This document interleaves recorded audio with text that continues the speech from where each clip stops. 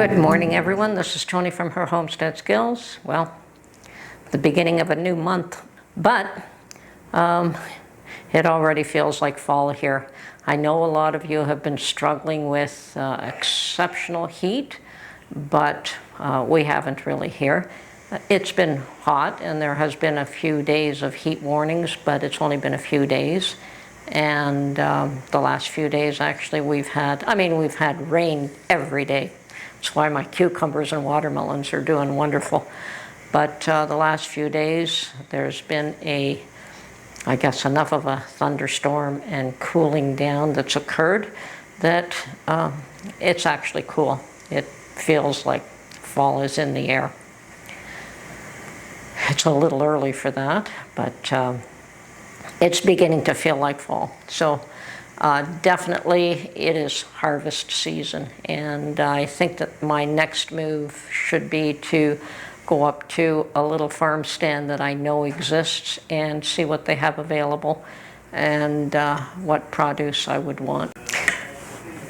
The cool air has also seemed to have brought me, I don't know if it's some pollen or what it is, but looks like my allergies have kicked in. No, I've never really had allergies, but I've noticed a bit nasally the last year or two on occasion, nothing serious. But yesterday I was sitting by my computer with an open window, with a fan, just blowing the cooler air in, and I just was sneezing and sneezing and sneezing, and I thought, okay, three sneezes are fairly normal for me, but if it goes beyond that, there's an issue. And I realized that yes, there was definitely an issue, and I did end up taking some allergy medication, and I relieved that. It wasn't a serious one, but I still feel a bit nasally this morning, not sneezing, but still there is something in the air that's disturbing me, and I have no idea what it is because this is not a common occurrence for me, but it does happen on occasion.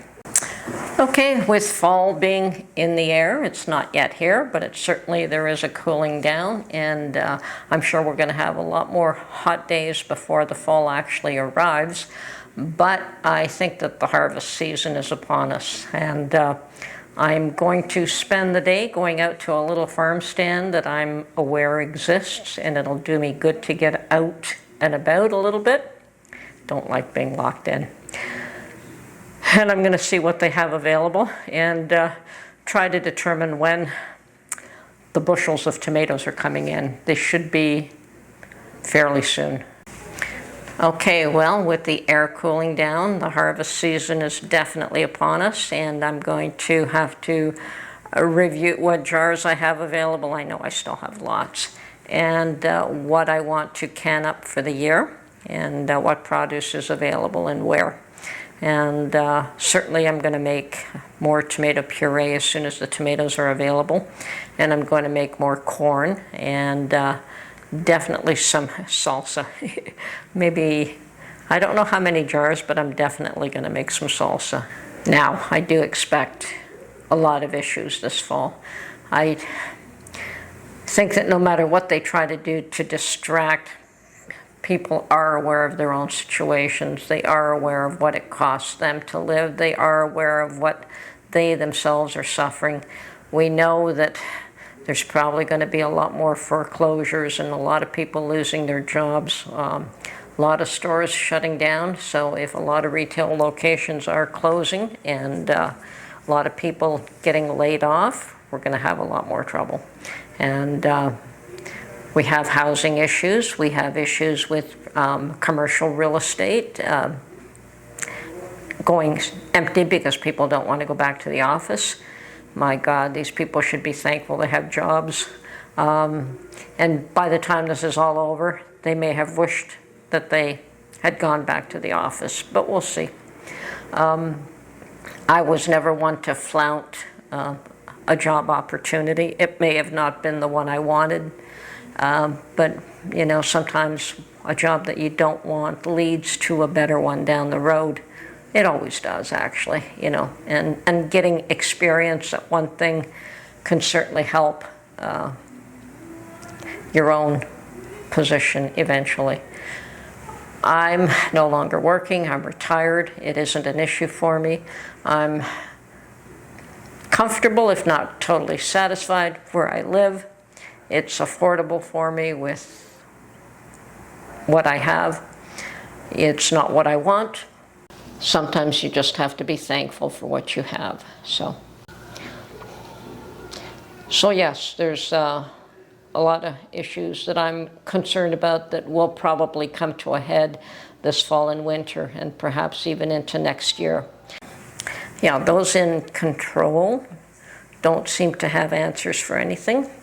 I'm seeing and hearing of a lot of issues with air flights. I'm seeing and hearing a lot of issues with crime, borders being breached. I mean, in Canada, they seem not to care, and they want an influx of immigrants, but we don't have the housing to accommodate these people. As I said, I'm very concerned with the potential for larger problems this fall. I hope that those that need jobs can find them or have them and are able to hang on to them. And as I mentioned in my last video about prepping without land, of course you can prep without land. Of course you can put food away, and you can find nooks and crannies to put food away. And the majority of people do not own land, and the majority of people do not have animals. So if you are fortunate enough that you do have land, wonderful. The idea is to do as much as you can for yourself while you can.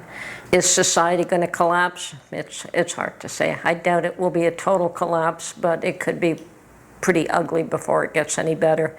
And I think that this fall and winter are going to be a very strong indicator of what we can look forward to in the next couple of years. It is not getting better. Inflation may be going down, but prices are still going up. Employment is going to get worse, and housing is still an issue. And people in positions of power that are supposed to be looking after these issues don't have a clue what they're doing. And that's become pretty obvious. Whether they even care or not is another issue.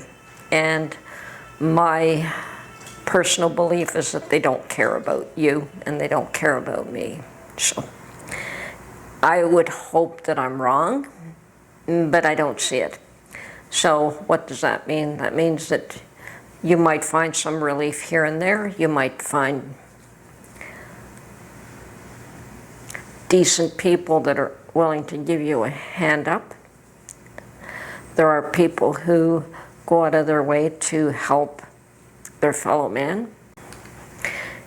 The emergence of AI is scaring a lot of people, and there's a lot of people out on strike now because of the fear of losing their jobs due to AI. And I could tell you that that does remind me of the emergence of the computer industry, that there were huge fears of that industry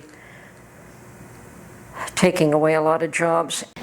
It didn't actually make people lose jobs, but it did create a whole new set of jobs, jobs that were never even considered earlier on.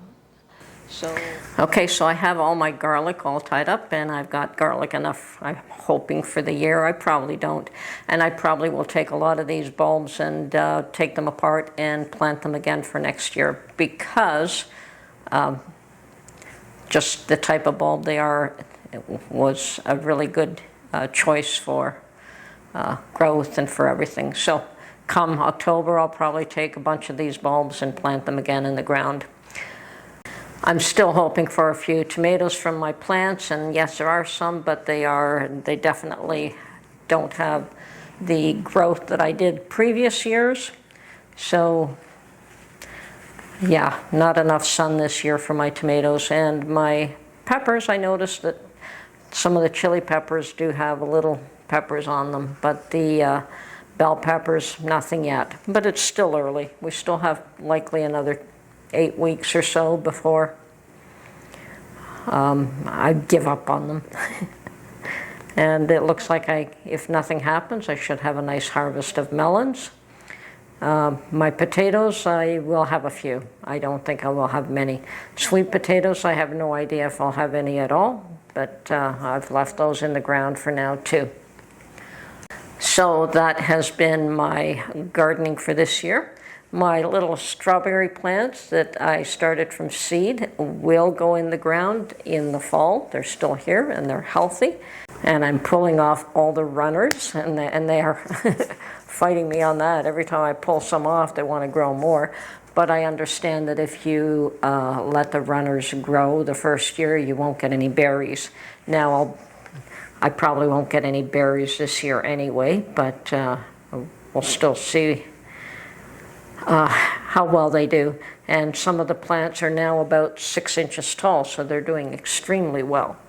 And yes, if I can put a little plot together in my garden specifically for strawberries, that would be awesome. And I may try to get a container for them. I don't know how I'm going to do that yet, but and maybe I'll just section off a little plot where nothing else grows and get some straw and put that down so that they are healthy and not in the mud.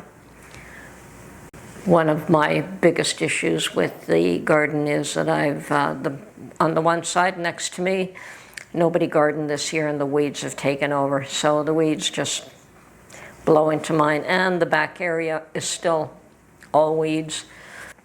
So on 2 sides I'm surrounded by weeds, which means that I'm fighting weeds all the time, which doesn't help, and it's frustrating. But it's still better than no garden, so we do the best we can. I hope everyone has topped up their rice and their flour and whatever sugar they may or may not use, because those are some of the staples that we know are going to be in short supply. I understand that the corn harvest is healthy this year and shouldn't be a problem.